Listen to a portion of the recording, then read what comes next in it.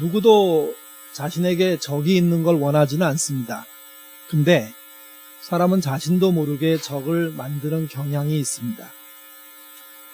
사람이 적을 만드는 이유는 참 많습니다. 그 중에 대표적인 이유가 환경입니다.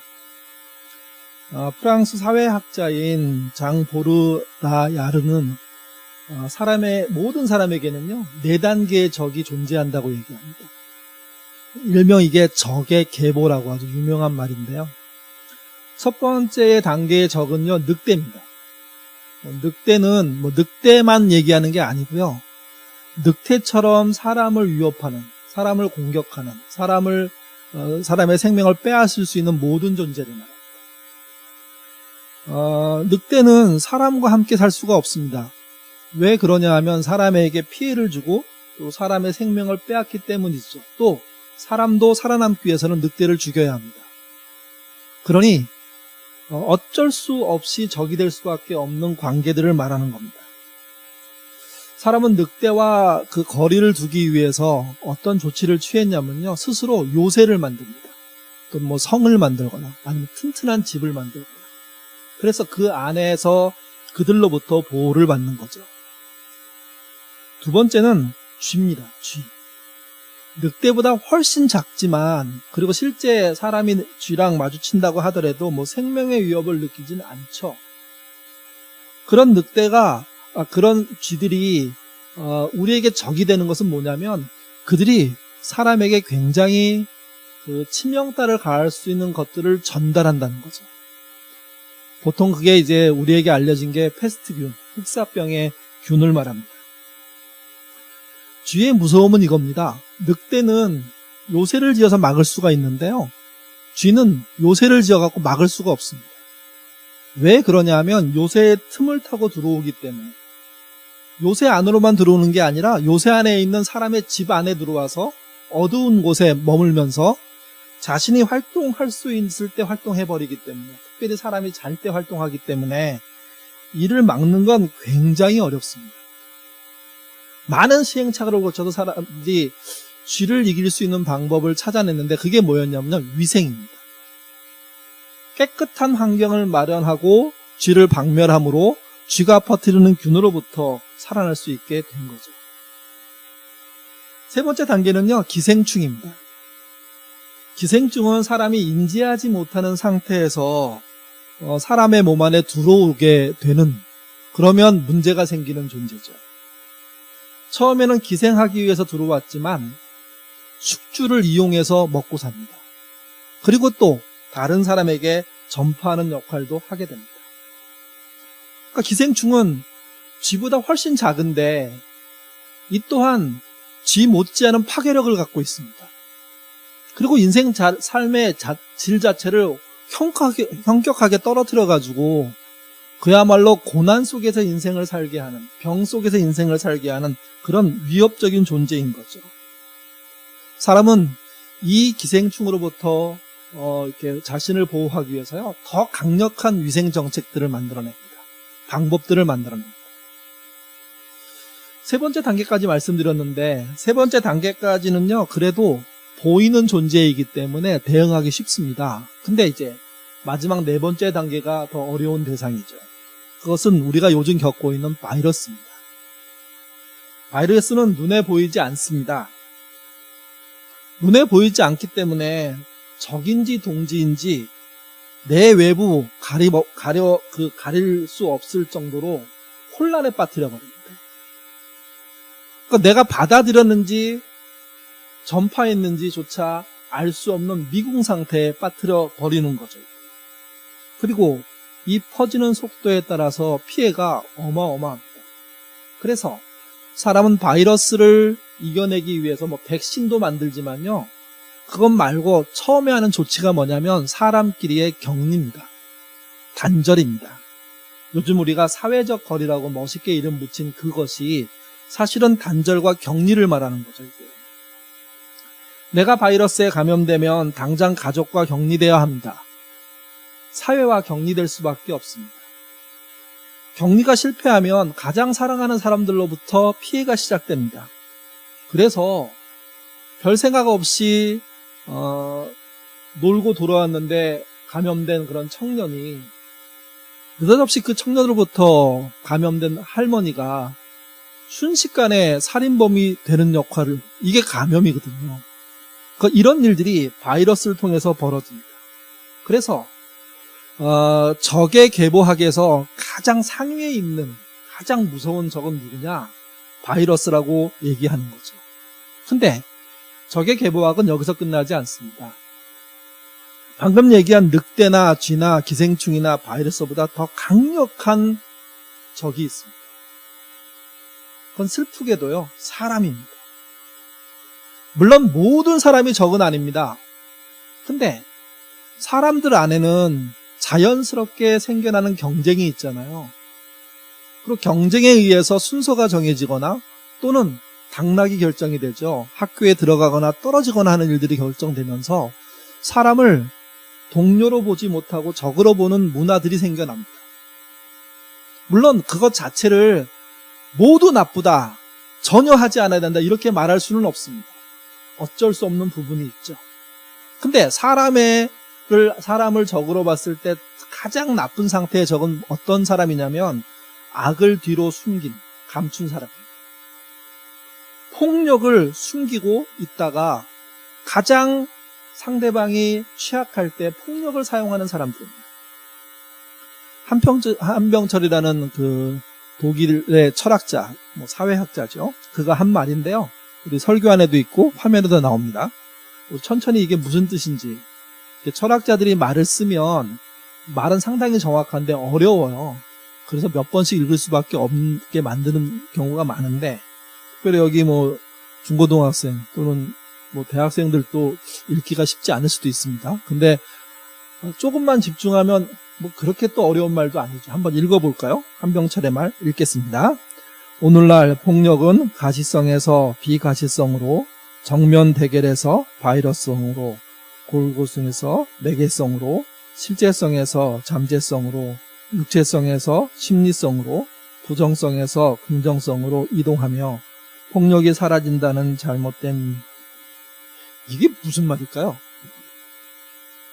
이게 지금 이제 적에 대한 이야기를 하는 거예요. 적.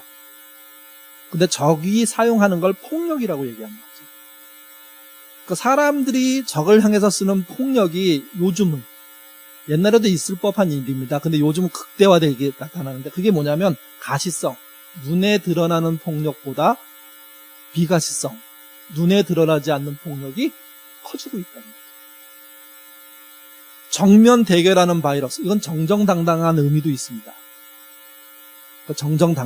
정면 대결은. 근데 바이러스는 정정당당하지가 않잖아요.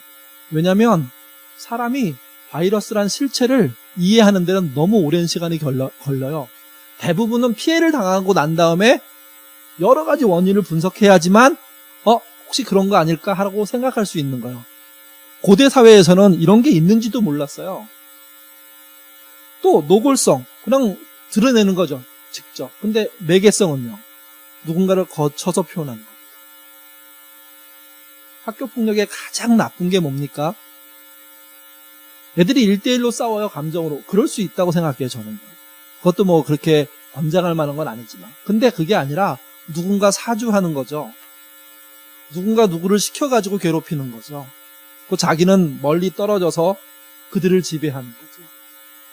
실제성은 지금 존재하는 거예요. 잠재성은요, 숨겨져 있는 거예요. 뒤에 빠져 있는 거예요, 이게요. 육체성은요, 몸으로 표현되는 거예요. 심리성은요, 심리가 굉장히 어렵잖아요. 마음속에 있는 거기 때문에. 숨겨져 있는 거기 때문에. 부정성은요, 이게 부정이라는 표현 속에 들어있는 폭력을 말합니다. 그거는 그냥 드러나요. 나 너 마음에 안 들어. 긍정성 안에 있는 폭력은요. 요즘 폭력의 가장 절정이 긍정성인 폭력입니다. 나는 너 잘할 줄 알아. 위로일까요? 칭찬일까요? 폭력일까요? 어떻게 생각하십니까? 나 당신 잘할 줄 알아. 어떨 때는 힘이 되죠. 근데 내가 공지에 몰리고 상대방이 나한테 뭔가를 원하는 게 있는데 내가 해줄 수 없다면, 근데 그걸 계속 얘기한다면, 폭력이죠, 이게. 한병철이라는 독일에 거주하는 사회학자, 철학자가 요즘의 폭력, 사람을 죽이는 가장 심각한 형태는 안 보이게 이루어진다는 거예요. 바이러스처럼. 한마디로 겉은 선하게 보이는데 속은 온갖 악과 폭력이 존재하는 사람이라는 거죠. 그리고 겉으로는 사람을 잘 대해야 되지만 뒤로 돌아서는 뒤통수 쳐서 사람을 무너뜨리는, 행복을 빼앗아가는, 기회를 빼앗아가는, 기회를 독점하는 이런 존재들입니다. 여러분, 이런 사람들은 실제 일상에서도 나타나지만 권력이 있는데 훨씬 많이 나타납니다. 권력을 쥐어보면 어떤 재미가 있냐면 자기의 권력으로 자기를 선하게 포장할 수도 있고 동시에 그 선하게 포장된 뒤에서 악을 권력으로 행할 수가 있게 되거든요. 이게. 그게 돈의 권력이고 정치의 권력이고 지식의 권력이고 정보의 권력이죠. 이게. 그러니까 그런 권력들이 집중되는 곳에 실제 선하게 보일 듯한 사람들이 악을 행하는 일들을, 그것도 과감하게 하는 일들이 벌어집니다. 최근에 국회의원들의 그 부동산 투기에 대한 이야기들이 막 쏟아져 나왔죠. 그들은 입법을 할 수 있는 사람들입니다. 그래서 부동산 3법이라는 걸 오래전에 입법했습니다. 그리고 나서 그 3법에 의해서 본인들이 수십억씩 벌었다는 이야기를 요 근래 이번 주에 사람들이 듣기 시작했습니다. 저들이 왜 저렇게 그 법에 대해서 동의하고 그 법을 밀어붙이고 그 법을 하려고 했을까? 왜 다른 법들은 정말 우리에게 필요한 법, 국민에게 필요한 법들, 안전을 위한 법들은 그런 건 처리도 안 해주면서 갑자기 부동산 3법이라는 그 법을 정말 신속하게 절대적인 지지 속에 통과시켰을까? 그때는 몰랐는데 세월이 흐르고 나니까 알게 되는 거예요. 그게 자기와 관련된 법이었고 자기가 돈 버는 법이었고 그래서 결과적으로 국회의원이 수십억씩의 돈들을 챙겼다는 이야기를 이제 듣게 되는 거죠. 더 실망스러운 건 이런 거예요. 지면에 또는 TV에 보도된, 뉴스에 보도된 내용의 수익은 사실은 절반 정도밖에 표현되지 않았다는 거예요. 거의 2배 정도의 이득을 보는 일들을 국회의원들이 자기의 정책 결정과 입법 과정을 통해서 하게 된다는 거죠. 이게 여야가 따로가 없다는 겁니다. 그래서 이 땅에 지금 가장 우리가 조심해야 될 적은 누구냐? 악을 뒤로 감춘 사람들입니다. 폭력을 감추고 아무도 모르게 남을 통해서, 삼자를 통해서 폭력을 행사하는 사람들입니다. 그들이 이 사회에서 없어진다면, 그들이 이 사회에서 바르게 쓴다면 그래야 대한민국이 건강해지는 거예요. 이게. 그래야 어떤 사람도 없어지냐면요, 악을 뒤로 감추는 사람들을 흉내내는 사람들, 따라가고 싶은 사람들, 아부하는 사람들도 사라지게 되는 거죠. 1세기 유대 사회에서도요, 금방 우리가 나눴던 국회의원들이 했던 그런 일들과 비슷한 일들이 여러 형태로 있었습니다. 그들은 늑대보다 쥐보다 그리고 기생충보다 바이러스보다 나쁜 악한 존재들이었습니다. 그들이 유대 사회에서 집중적으로 모여있는 곳이 있었습니다. 2곳인데요. 하나는 성전이었고요. 또 하나는 사내들인 공의회라는 지금으로 치면 국회의사당 같은 곳입니다. 그 2곳에 실제 그 당시에 유대 사람들을 가장 괴롭히고 힘들게 만들고 물질을 빼앗아가고 착취하는 중심적인 인물들이 다 거기에 모여있는 겁니다. 예수님은 그런 것에 대해서 민감하셨고 그런 것에 대해서 반응하시는 거죠. 이들이 어떻게 부를 축적하고 남의 것을 빼앗았냐? 대표적으로 들 수 있는 예가요, 그들의 명절 기간 동안 벌어졌던 일입니다. 유대인의 최고 명절이 뭐냐면 6월절입니다. 이게 이제 출애굽할 때 그 히브리 사람들, 이스라엘 사람들의 조상이 되는 사람들이죠. 그들이 하나님이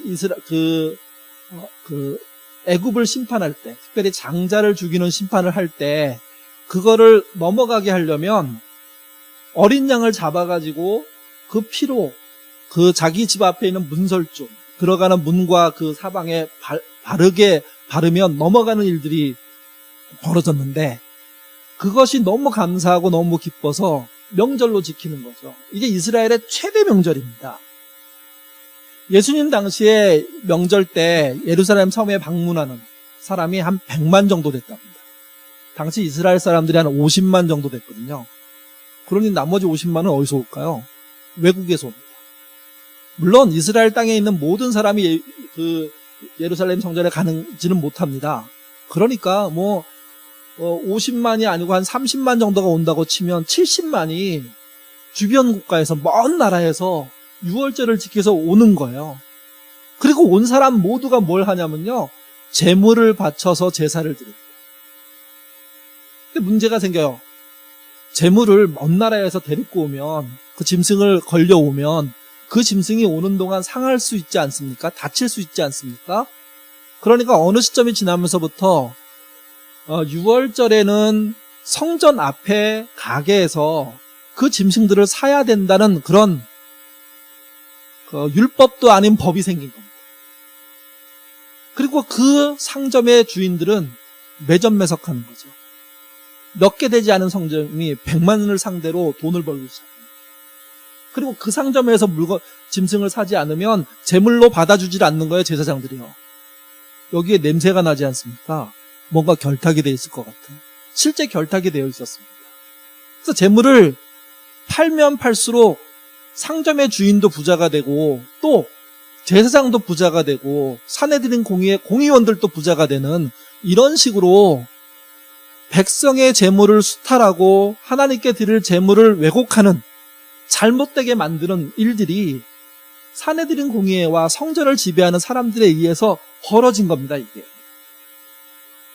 여러분 거기서 나온 돈들이 어디로 갔을까요? 그게 로마 정부에 아부하는 데 쓰이고요. 또 성전에서 일하는 사람들에게 뇌물로 쓰이고요. 그 밖에 자기의 유익을 위해서 쓸 수 있는데 쓰는 일들이 벌어진 겁니다. 그럴 때 예수님이 예루살렘의 성전에 가셔서 유월절을 지키신 거예요. 그러니 예수님이 곱게 제사를 못 드리시죠. 어떤 일을 했을까요? 같이 보시죠. 요한복음 2장 13절에서 16절입니다. 천천히 같이 읽겠습니다. 유대인의 유월절이 가까운지라 예수님께서 성전 안에 소와 양과 비둘기 파는 사람들과 돈 바꾸는 사람들이 앉아있는 걸 보시고 목군을 채찍으로 만드사 양이나 소를 다 성전에서 내쫓으시고 돈 바꾸는 사람들의 돈을 쏟으시며 상을 엎으시고 비둘기 파는 사람들에게 이르시되 이것을 여기서 가져가라. 내 아버지의 집으로 장사하는 집을 만들지 말라. 그러니까 예수님으로서는요, 성전이 자기의 아버지의 집이에요. 이스라엘 사람들 모두가 또 그렇게 느껴요. 하나님 아버지의 집인 거예요. 그곳에 가면 당연히 겸손하고 정중하고 경건하게 제사를 드리고 조심조심 행동하고 말도 조심하고 그리고 기도하고 이런 일들을 해야 되는데 예수님이 유월절에 올라가셔가지고 공생애 동안 하신 일 중에 하나가 뭐냐면 그 앞에 상점을 둘러 엎어버리는 거예요. 그들과 싸우시는 거예요. 몸싸움 하시고. 여러분 그 상점 주인들이 가만히 있었을까요? 상점 주인이 아니라 상점에 일하는 점원들이 노예들이 가만히 있었을까요? 예수님을 잡아다 팰려고 했을 것이고 죽이려고 했을 겁니다. 근데 그 위험을 감수하고 그냥 들어가서 그들과 부딪히시는 겁니다. 예수님이 그렇게 행동하면 상점이 모두 떠납니까? 아니 그렇지도 않을 겁니다. 예수님은 일부의 행동을 하신 거예요.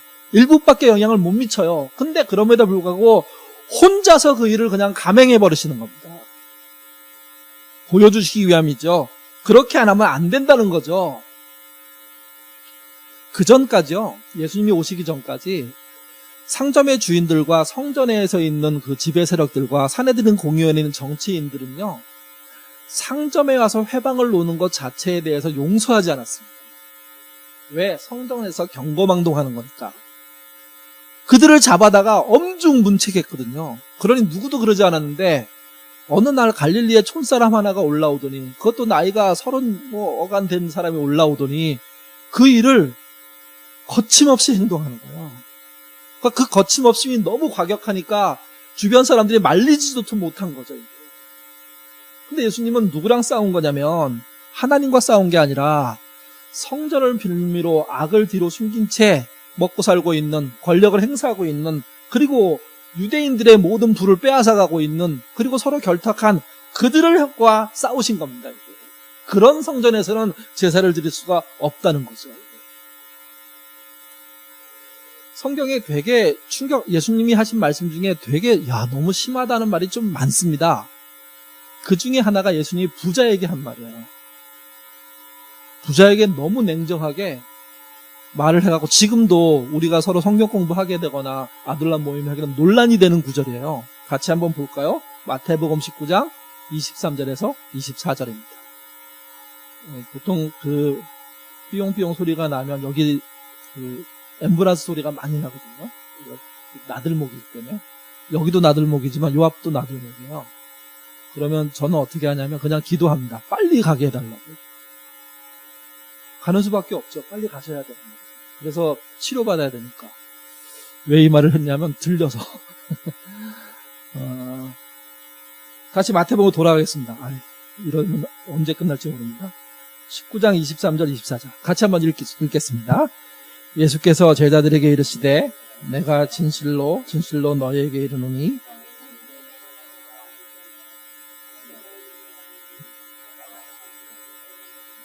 부자가 하나님 나라에 들어가는 것보다 부자가 하나님 나라에 들어갈 수 있다는 말입니까? 없다는 말입니까? 논란이 많습니다. 이거는 자기가 좀 부자인 것 같고 부자를 알고 있으면 들어갔으면 좋겠어서 부자가 들어갈 문을 넓혀주는 작업을 하기도 합니다. 근데 여러분 심한 말 아닌가요? 모든 부자가 악당입니까? 모든 부자가 이렇게 천국에 못 들어갈 수밖에 없을 정도로 엉망으로 살았을까요? 그러면 이것도 헷갈려요. 왜냐하면 개인차가 있기 때문에. 근데 여기서 말하는 부자라는 게 아까 배경 이야기들을 좀 모아보면 고대 시대에서 부자가 되는 것은 웬만한 개인 능력으로 되기는 쉽지가 않다는 걸 알 수가 있습니다. 뭔가 결탁을 해야 되는 거예요. 뭔가 찔러줘야 되고 보호를 받아야 되는 거예요. 그게 자기 생명을 건지기 위한 그런 만약에 그 청탁이라면 성경은 이해하는 편입니다. 근데 그게 아니라 자기는 여전히 안전하고 잘 살 수 있었는데 더 잘 살기 위해서 더 권력을 갖기 위해서 하는 일들을 말하는 거죠. 근데 그런 일들을 하는 사람이 주로 누구냐? 그게 부자들이라는 겁니다. 정치적으로도 부자고 성정 권력과도 부자의 관계가 있고 돈으로도 부자인 사람들, 기회의 부자들 이런 사람들을 향해서 예수님이 정말 예수님은 이렇게 말하면 안 될 것 같은 말을 하신 거예요. 그렇다면 이거는 심각하게 받아들여야 돼요. 절대적으로 받아들여야 돼요. 이건 가볍게 볼 문제가 아니에요.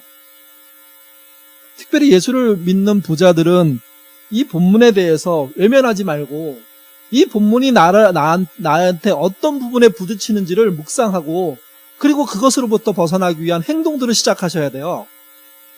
그렇지 않으면서 이 말이 틀렸을 거라고, 이 말이 왜곡됐을 거라고, 이 말은 다른 의미가 있다고 이런 식으로 확대가 나는 것은 본질을 회피하는 거예요. 이게요. 예수님은 장신이 활동하는 시대에 부자들에 대해서 전혀 가볍지가 않았어요. 부자에 대해서 너그러웠던 적이 있었죠. 그게 뭐냐면 삭개오 같은 경우예요. 회개할 때. 근데 그 회개가 뭡니까? 말로 회개입니까? 아니잖아요. 자기의 쌓아놓은 재산을 무너뜨리는 거잖아요. 흩트는 거잖아요. 그럴 때만 관대했지 그렇지 않은 것에 대해서는요 아주 냉정했거든요. 예수님이 그 공생의 기간에서 6월절에 이런 행동을 하실 때 굉장히 의외의 인물이 찾아옵니다. 그게 이제 오늘 본문의 이야기인데요. 누가 찾아왔는지 같이 보시죠. 3장 1절부터 2절입니다. 읽겠습니다. 그런데 바리새인 중에 니고데모라 하는 사람이 있으니 유대인의 지도자라. 그가 밤에 예수께 와서 이르되 라삐여 우리가 당신은 하나님께로부터 오신 선생인 줄 아나이다. 하나님이 함께 하시지 아니하시면 당신이 행하신 이 표적을 아무도 행할 수 없음입니다. 사내들인 공의의 공의회원이라는 사람은요 항상 71명만 유지됩니다. 우리나라의 국회의원이 300명인 것처럼 숫자가 정해져 있습니다. 누가 빠지면 그 다음 또 들어가고 이렇게 해서 하는 거예요. 근데 거기 들어가는 사람들은 이스라엘 50만 중에 또 6월달에 성전을 방문하는 100만 중에 71명이잖아요. 그러니까 그 당시 그 시대에서 성공한 사람들이에요. 이 성공이라는 게 대부분 부와 명예가 같이 오지 않습니까? 그러니까 일종의 부한 사람에 속하는 사람인 거죠. 그는 예수님의 행적을 보면서요, 예수님의 이렇게 표적을 보면서요, 아, 이거는 하나님이 주시지 않았으면 할 수가 없다는 확신을 가졌고 예수님을 메시아로 생각한 겁니다. 근데 불편했습니다. 왜 불편했냐면 예수님이 안식일날 병자를 고치시는 거예요. 안식일날 가난한 자를 먹이시는 거예요. 성전에 올라오셔서는 장사하는 사람들과 싸우시는 거예요. 그들과 정면 승부를 해버리시는 거예요. 그리고 부패한 자들을 향해서 가볍게 말씀하지 않는 거죠. 부자를 향해서 천국에 못 간다고 아예 못을 박아버리니까 표적을 보면 저분은 하나님의 아들인 게 분명한데, 메시아가 분명한데, 자신이 누리고 있는 기득권을 가지고 볼 때는요, 저항 세력인 거잖아요. 막강한 저항 세력, 싸울 수 없는 저항 세력 같이 느껴지니까 너무 불편하고 너무 불편한데 하나님의 아들됨이 더 확실하니까 찾아온 거예요. 여러분, 사람들 안에는 이런 양심이 있습니다. 그 양심을 하나님이 두드리십니다. 그럴 때 사람은 뭐 해야 되냐면 묻기 위해서 나와야 되는 겁니다. 부자가 더 나빠지고 권력자가 더 나빠지고 우리가 더 나빠지는 이유는 우리 마음을 두드리는 양심의 질문들이 말씀을 통해서, 사회적인 질문을 통해서, 상황을 통해서 올 때 그 질문을 모른 척 뒤로 빼버리는 겁니다. 니고데모는 그렇게 못한 거예요. 의심도 많고 여러 가지 있지만 그분이 하시는 말씀이 자기 양심을 두드려 치니까 그래, 물어보기는 해야 된다 하고 예수님을 찾아온 거죠. 그래서 물은 겁니다. 진짜 선생님 같은 분 같은데 나의 답답한 마음을 좀 풀어달라고. 언제 찾아갔냐면 밤에 찾아갔죠. 아무도 모르게. 왜? 누군가 보면 문제가 생기니까. 이거 위험한 일이에요. 근데 그 일을 감행한 게 누구냐? 사내들인 공의회의 공의원인 니고데모라는 거죠. 그렇게 반신반의하면서 찾아온 니고데모에게 예수님이 말씀하십니다. 3절 같이 읽겠습니다. 예수께서 대답하여 이르시되 진실로 진실로 내게 이르노니 사람이 거듭나지 아니하면 하나님 나라를 볼 수가 없느니라. 유대인은 태어나면서부터 구원받는다고 믿는 민족이에요. 그래서 죽으면 당연히 천국 간다고 생각하는 사람들이에요. 확신하는 사람들이에요. 여기에 흔들림이 없어요. 근데 예수님은 그 이야기를 전체를 거부하셨어요. 그리고 뭐라고 말씀하셨냐면 니고데모 너는 지금 거듭나지 않으면 하나님 나라를 볼 수가 없다. 우리말로 표현하면 천국이란 말도 되는 거죠. 근데 천국이 죽어가는 세상이 아니라 지금 있다는 얘기예요. 하나님 나라가. 그러니까 니고데모의 입장에서는 충격적인 말이에요. 이게요. 왜? 나는 당연히 구원받는 거고 지금 당신의 말을 듣고 꺼리낌이 있지만 그런데 좀 더 괜찮게 살기 위해서 질문을 던지는 거고 찾아온 거니까 그러면 너 참 대단하다. 참 멋있다. 조금만 고치면 이렇게 도와주면 될 건데 그게 아니라 너는 지금 거듭나지 않으면 지금 와 있는 하나님 나라를 볼 수가 없다는 거죠. 여기서 거듭남이란 뭘까요?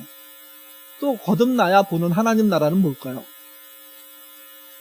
김혜건 목사님이 쓴 요한복음에 보면 이 부분을 짧게 여러 길게 설명했는데 그 중에 핵심을 한 부분 보도록 하겠습니다. 거듭난다는 말은 물과 성령으로 감화 감동되어서 하나님의 논리를 이해하고 하나님의 비전에 동참하여 하나님의 뜻대로 살고 싶은 열망이 가득 차게 되는 상태를 말합니다.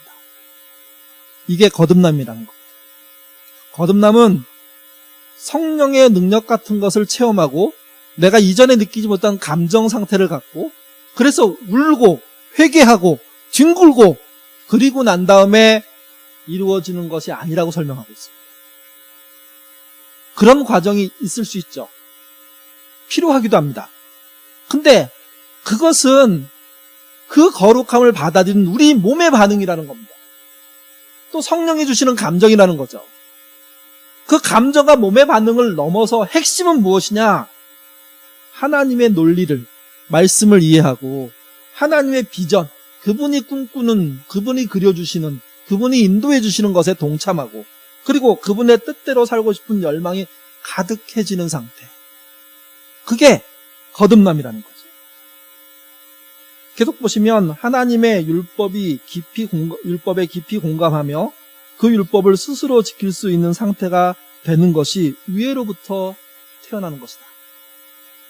이게 위로부터 태어난다는 게 또 거듭난다는 말하고 같은 말이잖아요. 그러니까 하나님의 율법에 공감해요. 그리고 어떻게 합니까? 스스로 지킬 수 있도록 연습해서 지켜내는 걸 말하는 거예요. 그러면 그를 뭐라고 얘기하냐면 거듭났다고 얘기해요. 그러니까 거듭남은 감정이 전부가 아니라는 거죠. 실체가 있어야 된다는 거죠. 여기 등장하는 거듭남의 표현에 꼭 함께 등장하는 말이 있는데 그게 물과 성령입니다. 이게 거듭나게 하는 과정을 설명하는 거예요.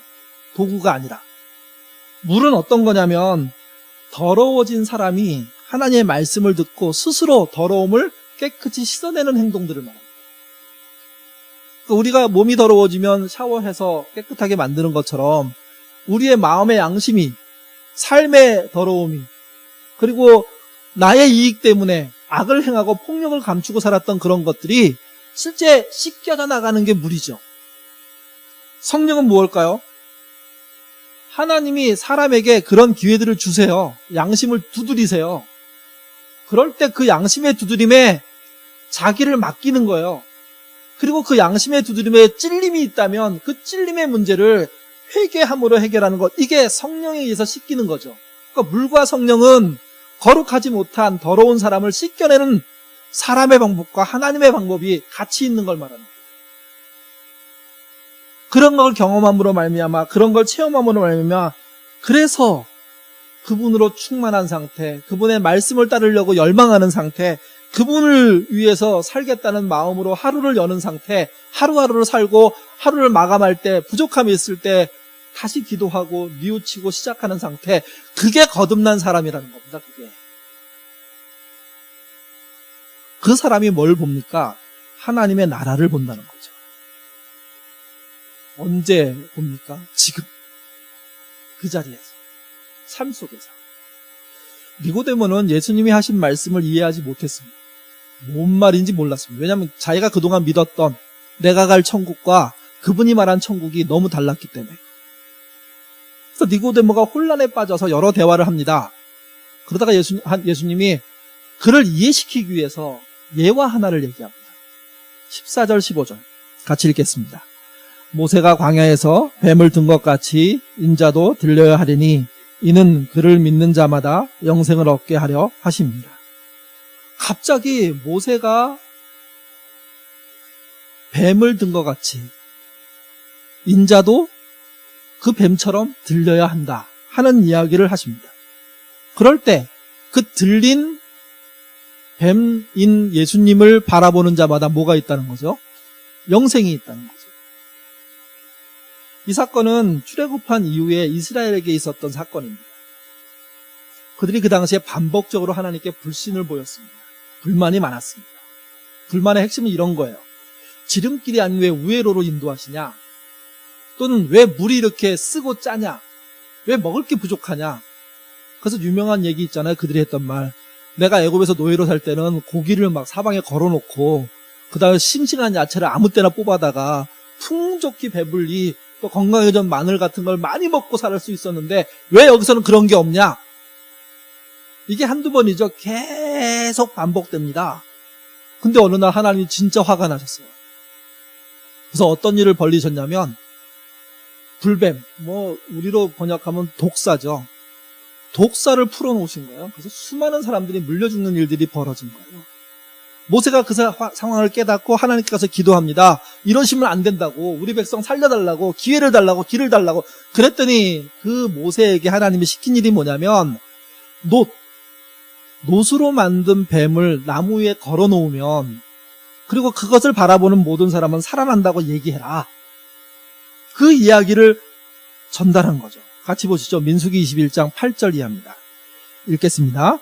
여호와께서 모세에게 이르시되 불뱀을 만들어 장대 위에 매달아 물린 자마다 그것을 보면 살리라. 모세가 놋뱀을 만들어 장대 위에 다닌 뱀. 예. 뭐 미신 같지 않으세요? 저걸 바라보면 독이 다 사라진대요. 제가 아는 선교사님이 지금은 연락도 안 되는 분이지만 옛날에 간증할 때 그분은 의료 선교사로 헌신한 분이에요. 굉장히 실력도 괜찮고. 근데 선교지로 나갈 때 마음의 감동이 뭐였냐면 자기도 영문 모르는 건데 너의 의료 행위를 선교지에서 하지 말라는 거래요. 하고 말이 되냐? 우리가 이제 그 간증을 듣고 얘기했죠. 근데 나중에 다시 나갔다 들어와서 얘기해 주는데 한 번은 자기 바로 옆에서 한 사람이 독사에 물린 거예요. 독사에 물렸으면 이제 의사로서 뭔가 해야 될 거 아니에요. 근데 마음에 갑자기 너의 의료 실력을 쓰지 말라는 감동이 옛날에 했던 감동이 다시 마음에 들어온 거예요. 그래서 움직이지 못하고 헷갈려하고 있는 거죠. 그랬더니 지나가는 사람이 트럭을 몰고 지나가는 사람이 차에서 내리더니 뱀이 물렸어요. 뭐 얘기 막 하다가 갑자기 우리가 치면 점프 케이블 뭔지 아십니까? 자동차 배터리가 이렇게 배터리에서 이제 전기를 빼서 쓰는 그걸 말하는데 그걸 갖고 오더니 자기 차 트렁크를 본네트를 열고 그 다음에 거기다 꽂고 그리고 그거를 어디다 대냐면요 뱀 물린 자리에 이렇게 돼버리는 거예요. 그러니까 이제 의사인 자기 입장에서는 뭔 이렇게 황당한 일이 내 눈앞에서 벌어지는 게 그리고 내 마음의 감동은 이게 뭐야? 하고 너무 화가 막 난 거죠. 이게. 근데 여러분 그렇게 해서 나았대요. 그러니까 의사가 할 말이 없는 거예요. 내가 의료 행위를 안 해야 되는 거구나. 그래야 애들이 사는구나. 나중에 그가 어떻게 고백했냐면 내가 의료 행위를 하면 도구가 필요하고 약이 필요하고 약을 공급해야 돼. 이게 더 중요해진다는 거예요. 지금 당장 내가 뭘 하려는 것보다는 약이 없어서 의료시설이 없어서 앰뷸런스가 없어서 그 도구만 있었다면 우리한테 그 기계 하나만 이런 식으로 의료 행위들이 막 커지는데 그게 아니라 실제 믿고 움직이는 게 필요하지 않냐 하는 도전으로 그가 받아들인 거죠. 여러분 이걸 바라보면 낫는다고 제가 말하면 미신입니다. 근데 하나님이 저렇게 말씀하시면 미신인가요? 과학보다 더 정확한 거 아닙니까? 과학을 넘어서는 거 아닙니까? 신앙인의 어려움이 그거예요. 뻔히 남들이 미신이라고 하지만 그게 하나님의 말씀 속에 있기 때문에 그걸 믿어야 하는, 그걸 믿기 위해서 모험해야 되는. 아픈 사람이 하나님이 주신 감동 때문에 병원에 가지 않아야 된다고 확신하는 건 저는 동의할 수 없습니다. 근데 여기 등장하는 미신 같은 이런 일들은 과학을 넘어서는 거예요. 그 당시에 과학으로 독사에 물린 사람, 죽는 사람을 어떻게 살립니까? 그래서 이것은 굉장히 중요한 이야기고 또 우리에겐 예가 되는 겁니다. 근데 이 예를 누가 자신한테 비유했냐면 예수님이 자신한테 비유하신 거예요. 과거에 모세가 독사에 물려 죽는 자들에게 놋뱀을 만들어서 걸어서 그걸 바라보는 자마다 살아나게 했다. 근데 그것은 모세가 한 게 아니라 하나님이 시킨 일이다. 근데 내가 지금 있는 예수님 얘기하는 거죠. 지금 그런 놋뱀으로서 여기 왔다는 거죠. 그래서 그 놋뱀이 뭘 보여주는 거냐면 하나님의 뜻을 보여주는 일들을 지금 감행하고 있다는 거예요. 그래서 표적을 보여주는 일도 하시고, 그래서 성전에 가서 싸우는 일도 하시고, 그래서 바리새인들과 사두개인을 치열하게 그들과 치고받고 싸우는 일들을 해나가고 있는 거다. 그런 놋뱀인 나를 이해하지 못하면, 받아들이지 못하면, 내가 하는 말을 따라가지 못하면 물과 성령의 거듭남이 없을 것이고, 그러면 지금 임한 하나님 나라를 볼 수가 없다는 거죠. 이게. 복잡한 이야기 같지만 명확합니다. 그분은 진짜 구원을 위한 예로 오셨다는 겁니다. 하나님의 아들임에도 불구하고. 그리고 그 예의 집합체로 오셨다는 거죠. 15절에 하나 설명하지 않은 말이 있습니다. 그게 영생입니다. 여러분 여기 말하는 영생은 뭘까요? 죽어 천국 가는 걸까요? 그게 포함될 겁니다. 근데 본문의 이야기로 쭉 흘러보면 거듭남이 지금 벌어지는 일이고 거듭남의 결과가 하나님 나라를 지금 보는 거잖아요. 그러면 영생은 이 본문에서 무슨 뜻이 되냐면 지금 누리는 거예요. 나중에 밀어놓고 죽은 다음에 누리는 게 아니라 여기 영생은 지금 시작되는 거예요. 어떤 조건을 갖춘 사람에게? 거듭난 사람에게. 그러니까 거듭남은 영생을 주는데, 구원을 주는데, 천국을 주는데 그 모든 것은 죽어서 이루어지는 게 아니라 지금 우리의 삶 속에 이루어지는 거죠. 그러면 뭐가 영생입니까? 뭐가 지금 이루어지는 걸까요, 이게? 그게 예수님이 보여주신 거예요. 하나님의 뜻을 따라서 표적을 행함으로 병자를 고치고 가난한 사람을 먹이고, 또 하나님의 뜻을 쫓아 성전에 들어가서 매점매석을 통해서 엄청난 부를 거둬들이는 상인들과 싸우고, 또 그의 배우가 되어서 착한 척하면서 폭력을 숨긴 인간들, 악을 숨기고 사람을 괴롭히고 사람의 모든 고열을 뜯어먹는 그 인간들을 직접 대면하고 싸우시는 일들을 한 거, 그게 뭐냐면 영생의 결과라는 거죠. 영생이 있다는 증거라는 거죠. 신앙이 있으면서 불의와 싸우지 않는다, 불의에 동참한다, 그게 영생이 없는 겁니다. 그게 거듭나지 않은 겁니다. 그게 예수를 안 믿는 겁니다.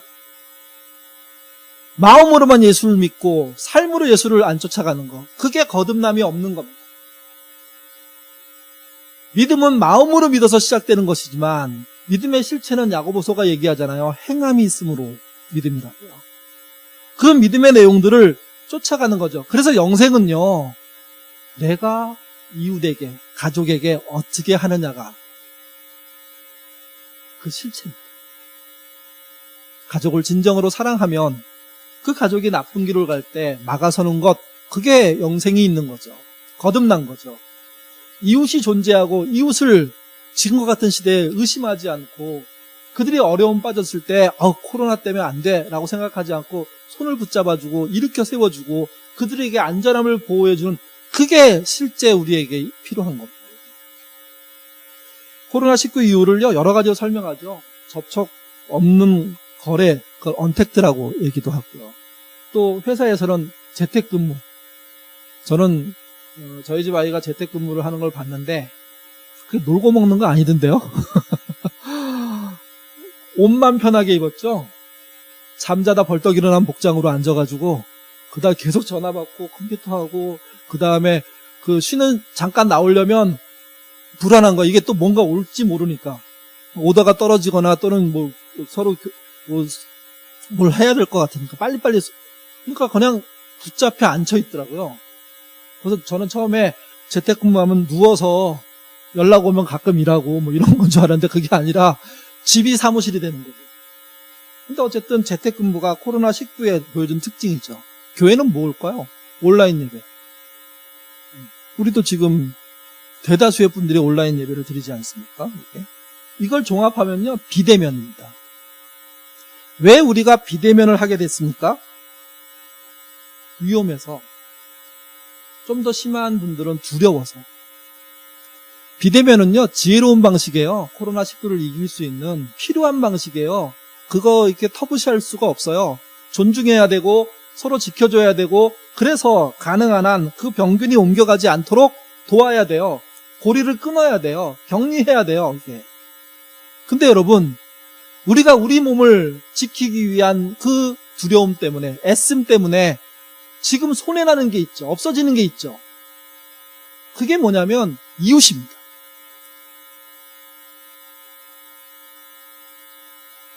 우리 교회로 치면 아둘람 식구들입니다. 교회 식구들입니다. 이 세월이 만약에 수년이 지나간다면 교회가 존재할 수 있을까요? 온라인 예배가 가능할까요? 저는 뭐 유명 스타 목사가 모든 온라인 성도를 가져간다는 이 말에 동의하지 않습니다. 그 전에 대부분이 사라질지도 모르는 상황인 거죠. 그리고 이 위기를 느끼는 사람들이 어떻게 행동할까요? 위험해도 사람을 만나러 나갈 수밖에 없게 될 겁니다. 그렇기 때문에 그 모험들, 그 노력들이 결국은 우리가 살아가려면 이 위험 속에서도 동료가 필요한 거구나. 이 위험 속에도 같이 갈 사람들이 필요한 거구나. 서로 격려하고 위로하고 매일 만나지 못하고 매일 눈을 바라보지 못하고 같이 밥을 먹지 못한다고 하더라도 온라인을 통해서라도 서로 교류하는 일들이 필요하구나, 지켜줄 일들이 필요하구나, 위기당했을 때 쫓아가지고 걱정했을 때 문제를 풀어주고 함께 걱정하고 십시일반하고 이게 필요하구나. 문제는 이겁니다. 코로나 두려움 때문에 이걸 없애고 있는 거예요. 이걸요, 지금. 이걸 없애면서도 이게 없어지는 게 불안한데 그 두려움을 못 넘어서는 거죠.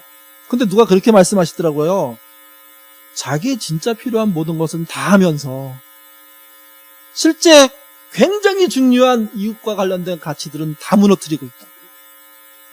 그러니 어떤 사람이 되겠습니까? 악을 뒤로 감추고 폭행을 뒤로 감추는 사람들과 유세하기 시작하죠. 코로나19의 문제는 그겁니다. 인도의 환경운동가로 아주 유명한 분이죠. 우리나라에도 여러 인터뷰에 나오던데요. 반다나 씨, 항상 인도 사람들의 이름 때문에 이렇게 뭘 말하기가 어려워요. 그가 한 많은 말이 있는데 그 중에 한마디만 한번 같이 보시죠. 읽겠습니다. 서로가 타인이 없으면 나도 살아남을 수 없다. 두려움의 문화야말로. 예. 사회운동가, 환경운동가인 이분은 두려움이란 바이러스가 제일 큰 적이라고. 이걸 무시할 수 없습니다. 근데 철저하게 지혜로울 필요가 있다. 그리고 절대로 놓치지 않을 거를 놓치지 않아야 된다는 거예요. 지금. 그래야 코로나가 끝나고 난 다음에도 사람들이 내 진정성을 알아주죠. 코로나가 창궐할 때는 우리 밥 한 끼 먹지? 절대로 상대도 안 하고 함께 모여서 뭔가 좀 얘기 좀 하지? 나 걱정 있어? 나 지금 어려워. 도와줘. 이런 말에 아주 냉담하게 반응한다고 난 다음에 코로나가 끝나고 난 다음에 나의 이웃이 되어주세요. 난 너의 진정한 친구야. 아무리 얘기해도 그 공동체는 다시 세울 수가 없습니다. 지금 우리에게 중요한 건 이 두려움을 넘어서는 우리의 관계예요. 우리가 서로 진짜 사랑하고 있느냐, 심히 걱정하고 있느냐, 십시일반하고 있느냐, 이게 중요한 거죠. 이 중요함을 예수님은 예수님 당시에 뭐로 보여주셨냐면 이적과 표적으로 보여주시고요. 동시에 안식일에 병을 고치는 것으로 보여주시고요. 또 성전에 가서 상점 주인들과 싸우는 일로 보여주시고요. 그것을 뒤에서 폭력적으로 악으로 감싸고 있는 그런 세력들을 비난하고 꾸짖고 치받는 데 쓰신 거예요. 그랬으니까 그분이 십자가에 죽고 난 다음에도 진짜 예수님이 되신 거죠. 메시아가 되신 거죠. 우리도 똑같습니다, 여러분. 하나님은 시대마다 노뱀을 세워주십니다. 인류가 처음에 타락했을 때 아담과 이브에게 있었던 노뱀이 뭘까요? 그게 가죽옷 아닐까요? 하나님이 세상을 심판할 수밖에 없을 때 노아를 통해서 주신 노뱀이 뭡니까? 그게 방주죠. 광야에서는 성막을 주셨고 예루살렘 성에서는 성전을 주셨습니다. 그게 노뱀입니다. 하나님이 타락한 시절에 어떤 사람들을 일으킵니다. 그 사람들이 노뱀이죠. 아브라함이 그랬고 모세가 그랬고 여호수아, 사사들, 다니엘, 에스라, 느헤미야, 에스더, 그 밖에 신앙의 화려한 모든 우리의 선배들이 노뱀의 역할을 한 겁니다. 심지어 바벨론 포로에서 돌아올 때는요, 고레스 왕이 내린 칙령이 노뱀이 됩니다. 그래서 돌아오는 거죠. 반대 일도 하셨습니다. 바벨탑을 노뱀으로 세우려고 하는 사람들 앞에서 바벨탑을 무너뜨리지 않으셨습니까? 악한 왕들이 노뱀 행세를 할 때 그들을 벌하시고 꾸중하시고 망하게 하지 않으셨습니까? 예수님은 부패한 권력자들에게 쳐들어가셔가지고 싸우셨습니다. 그래서 너희들은 진정한 노뱀이 될 수 없다고 얘기한 거죠, 이게. 그리고 심지어 예루살렘 성전이 제대로 된 노뱀의 역할을 못할 때 예루살렘 성전이 파괴될 거라고 말씀하셨고 역사적으로 AD 70년에 그 성전은 파괴됩니다. 그리고 지금 있는 성전은요, 예루살렘 성전이 아니에요. 모스크죠. 니고데모는 그 노뱀 대신 예수님을 만나고 나서야 자신이 어디로부터 나와야 하는지를 알게 된 겁니다. 성전 비호 세력으로, 상점 비호 세력으로, 부의 비호 세력에서 빠져나오지 않으면 길이 없다는 겁니다. 우리에게도 그래서 오늘 말씀 끄트머리가 메시지로 남는 겁니다. 같이 읽어보시죠. 요한복음 3장 16절입니다. 하나님이 세상을 이처럼 사랑하사 독생자를 주셨으니 이는 저를 믿는 자마다 멸망치 않고 영생을 얻게 하려 하십니다. 그 하나님의 초대에 여러분의 현장으로부터 나오시기를 바라고, 그리고 여러분만을 위해서가 아니라 지금 정말 만나야 되고 챙겨야 되고 혹시 비대면으로 하더라도 시도해야 될 사람들이 누구인지, 그리고 우리는 누군가에게 노뱀의 역할을 할 수 있다면 해야 되는 건 아닌지 깊이 생각하시고 하루 한 주를 사시는 저와 여러분 되어주시기를 주님의 이름으로 부탁드립니다. 기도하겠습니다. 자비로우신 아버지 하나님, 우리가 정말 어려운 시대를 살고 있습니다. 바이러스가 우리의 모든 행동을 장악했습니다. 이걸 지금 넘어서지 못한다면 분명한 것은 바이러스 시대가 끝나고 난 다음에도 넘어설 수가 없게 될 것이고, 우리는 처참하게 무너진 우리의 공동체를 보게 될 것입니다. 지금 이 두려움을 넘어서는 믿음의 관계들이 세워질 수 있도록 인도하여 주옵소서. 지금 거듭난 백성으로서 가져야 될 마땅한 삶의 태도와 애쓰는 노력과 수고가 우리 안에 일어나도록 주님 인도하여 주옵소서. 과학보다 더 정확한 하나님의 말씀을 통해서 오는 살 길을 믿는 우리가 되게 도와주시고, 악을 뒤로 감춘 인간, 폭력을 뒤로 감춘 인간의 삶에서 벗어나는 우리가 되도록 주님 도와주옵소서. 예인의 공동체도 쉽지 않습니다. 온라인 예배도 정말 말이 예배이지 어려울 때가 너무도 많습니다. 잘 견디고 계신 분들이 얼마나 많은지 궁금할 정도로 안타깝습니다.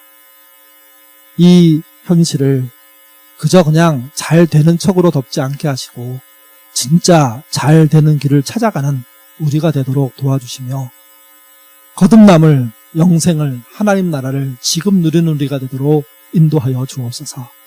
감사하며 예수님 이름으로 기도드립니다. 아멘.